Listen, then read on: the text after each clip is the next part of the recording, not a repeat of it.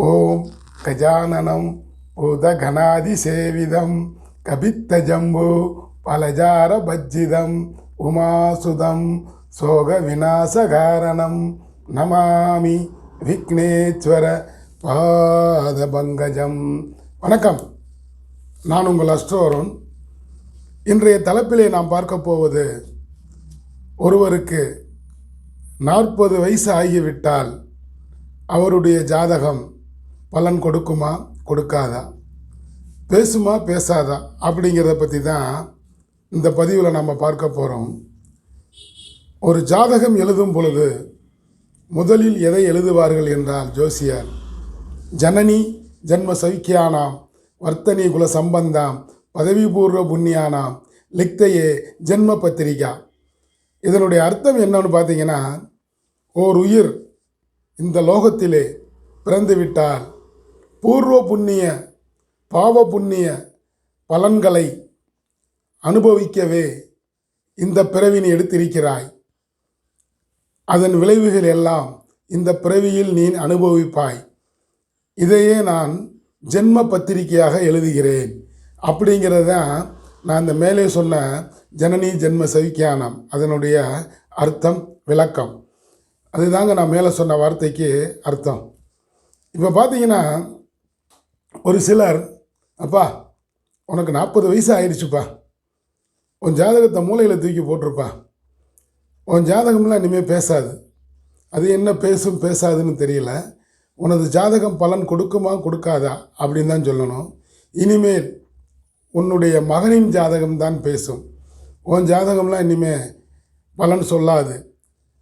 அந்த ஜாதகத்தெல்லாம் தூக்கி அலமாரியில் வச்சிரு, உன் மகன் ஜாதகத்தை இனிமேல் பார்த்துக்கோ அப்படின்னு ஒரு சிலர் நாம் சொல்ல கேட்டிருப்போம். ஏங்க, 40 வயசு ஆச்சுன்னா அவருக்கு அந்த ஜாதகம் பலன் சொல்லுமா சொல்லாதான்? உங்களுடைய நிழல், அவரவர் நிழல் அந்திம காலம் வரைக்கும் அவர் கூடயே வந்துதானே ஆகணும். ஆக ஜாதகமும் உங்களுடைய இறுதி மூச்சு வரும் வரை உங்களுக்கு பலன் சொல்லியே ஆகும் அப்படின்னு நான் இதை மூணு சொல்லிக்கிறேன். அதாவது ஜாதகம் என்பது ஒரு கண்ணாடி, விதியின் கண்ணாடி ஜாதகம் என்பார்கள். ஜாதகம் என்பது ஒரு மூலப்பொருள், ஜாதகம் என்பது ஒரு கணிதம். 2 2 4 என்று கூட்டி அதற்கு பிறகு சரியாக கூட்டி கொண்டு வந்தால், அந்த ஜாதகத்தை சரியாக கணித்தால் கச்சிதமாக பலன் சொல்லும். ஆதி மூலம் ஒரு அற்புத மூலம். கண்மூடி பழக்கமெல்லாம் மண்மூடி போகட்டும்.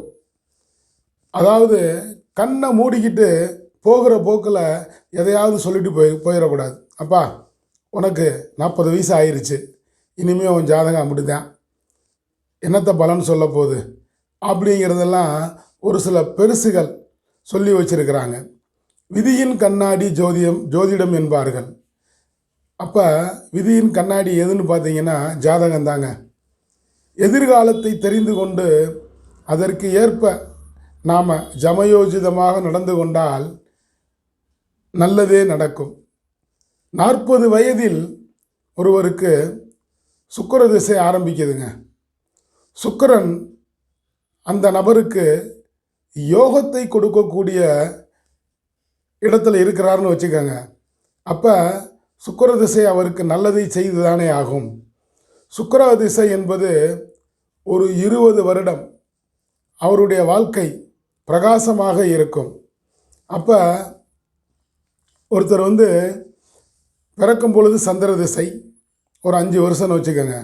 அப்புறம் செவ்வாய் திசை ஒரு 7, ராகு திசை ஒரு 18, 18 7 25, 5 30, 30 வயசுலேருந்து அவருக்கு பார்த்தீங்கன்னா 18 25, அதாவது 5 30, 30 வயசுலேருந்து அவருக்கு 20 வருடங்கள் சுக்கிர திசை நடக்குதுன்னு வச்சுக்கோங்க. அப்போ சுக்கிர திசை அவருக்கு பலனை செஞ்சு தானே ஆகும். சுக்கிரன் அவருக்கு யோகத்தை செய்யக்கூடிய இடத்துல இருக்கிறார். அப்போ அவர் 30லேருந்து 50 வயசு வரைக்கும் பலன் சொல்லியே ஆகும்.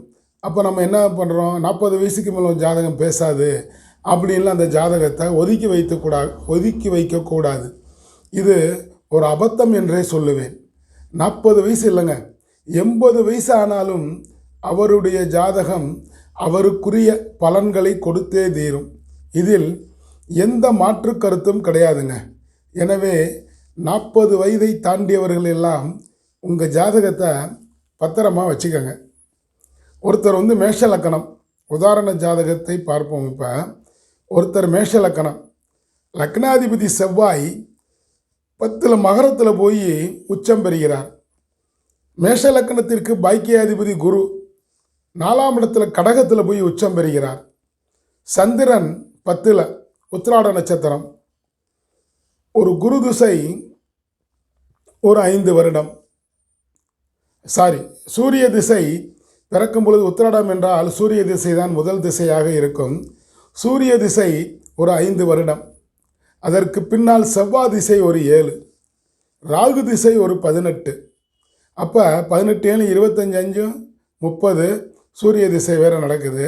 அப்படி இருக்கும் பொழுது பார்த்தீங்கன்னா, அதாவது பிறக்கும் பொழுது சூரிய திசை ஒரு 5, சந்திர திசை ஒரு 10 15, செவ்வாய் திசை ஒரு 7 22, ராகு திசை ஒரு 18. 40 வயசில் இவருக்கு பார்த்தீங்கன்னா, ராகு திசைக்கு அப்புறம் குரு திசை ஆரம்பம்.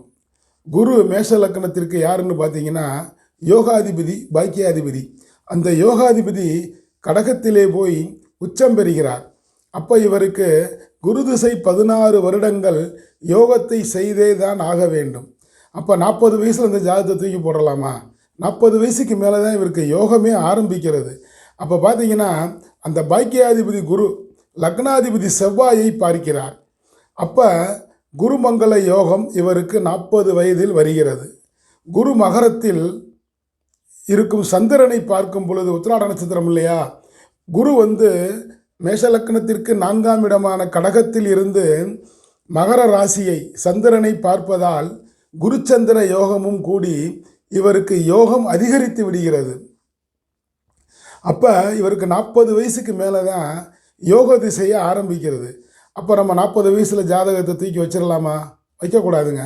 40 வயசில் தான் இவருக்கு யோகமே ஆரம்பிக்கிறது. யோக திசை ஆரம்பிக்கும் பொழுது யோகத்தை கொடுத்தே ஆக வேண்டும். குரு திசை 40லிருந்து 16 வருடங்கள் 56 வயது வரை இவர் சமுதாயத்தில் பெரிய அந்தஸ்து, ஒரு விஐபியாகவே அவர் வாழும் பகுதியில் வலம் வந்து கொண்டிருக்கிறார். கார் என்ன, பங்களா என்ன, தோட்டம் என்ன, துறவு என்ன, வீடு வாசல் ஒரு 4-5 வீடு வாங்கி வாடகைக்கு விட்டு ஜம்முன்னு அந்த பகுதியில் வாழ்ந்து சந்தோஷமாக இருக்கிறார். அப்போ இவர் ஜாதகம் 40 வயசுக்கு மேலே பேசிச்சா பேசலையா? பேசிச்சு பேசாதுன்னு சொல்கிறத காட்டிலும் பலன் கொடுத்துச்சா கொடுக்காதா? அப்போ இவருக்கு பலன் 40 வயசுக்கு மேலே கொடுத்துச்சில்ல. 40 வயசுக்கு மேலேயும் உங்கள் ஜாதகம் உங்களுக்கு பலனை செய்தே ஆகும், செய்தே தீர வேண்டும். ஆகையால் 40 வயசு ஆயிருச்சா ஜாதகத்தை ஓரங்கட்டி வச்சிடாதீங்க. 40 வயசுக்கு மேல் உங்களுக்கு சுபதிசை யோக திசை ஆரம்பித்தால் உங்களுக்கு யோகத்தை கொடுத்து விடும். யோகம் என்றால் பெறுவது, தோஷம் என்றால் இழப்பது அப்படின்னு தான் நான் சொல்லியிருக்கேன். அப்போ 40 வயசுக்கு மேலே அவர்களுக்கு ஒவ்வொருவருக்கும் அவரவர் ஜாதகத்திலே யோகாதிபதி திசை நடக்கும் பட்சம் அவர் பதவி, பெயர் புகழ், செல்வாக்கு, பட்டங்களை வாங்கி சிறப்பாக வாழ்வார் என்று சொல்லிக்கொண்டு 40 வயசு ஆனாலும் உங்கள் ஜாதகம் உங்களுக்கு பலனை சொல்லியே தீரும். 40 வயசு ஆயிருச்சு, நம்ம ஜாதகத்தை பரனில் தூக்கி போட்டுருவோம் அப்படிங்கிற மாதிரிலாம் போட்டுறாதீங்க. ஒரு சிலருக்கு 40 வயசுக்கு மேலேயே தான் யோக திசையே ஆரம்பமாகும். அப்படி யோகத்தை பெற்று அவர்கள் சீரும் சிறப்புடன் வாழ வாழ்த்தி கொண்டு, இந்த பதிவு உங்களுக்கு பிடிச்சிருந்தா சப்ஸ்கிரைப் பண்ணுங்கள், லைக் பண்ணுங்கள், ஷேர் பண்ணுங்கள். மறந்துடாமல் பக்கத்தில் இருக்க பெல் ஐக்கானை கிளிக் பண்ணுங்கள். அப்படி பெல் ஐக்கானை கிளிக் பண்ணும் பொழுது நான் பதிவிடும் அடுத்தடுத்த வீடியோக்கள் உங்களை தானாக வந்தடையும் என கூறிக்கொண்டு, இந்த நாள் இனிய நாளாக இருந்ததற்கு இறைவனுக்கு நன்றி கூறி, நாளைய பொழுது நல்லதாக விடியட்டும் என கூறிக்கொண்டு உங்களிடமிருந்து விடைபெறுபவர் உங்கள் அஸ்ட்ரோ அருண். நன்றி, வணக்கம். வாழிய வளமுடன்.